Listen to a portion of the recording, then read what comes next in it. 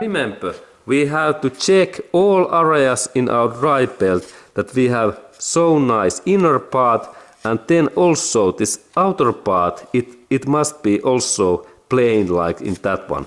And we go through all areas and we can rotate this belt little by start motor, that when we start a little bit and we look at what it looks like. And now when we look at my belt, we can see interesting things. When we look in that area, everything looks little bit damaged in here. When we look that inner area, I can see small cuttings in that holes.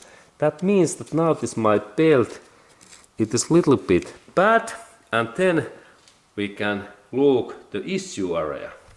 Here, if we can see any areas that there is this material loss like in here, this is critical info that we have to immediately replace this our belt.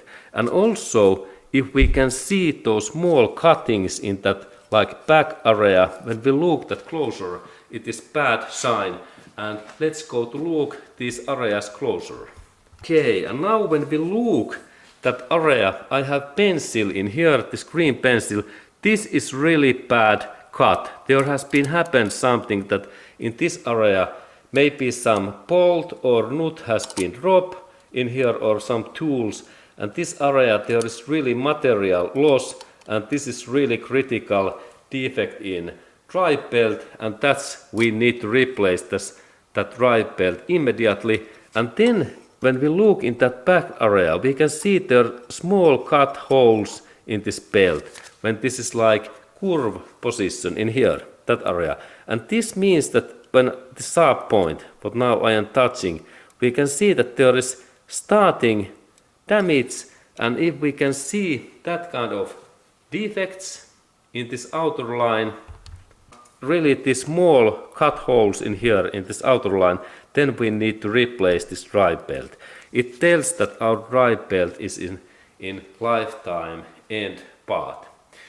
Okay, and this was this information that how we should and we must inspect this our car's very critical part, this dry belt, because it especially rotates this water pump.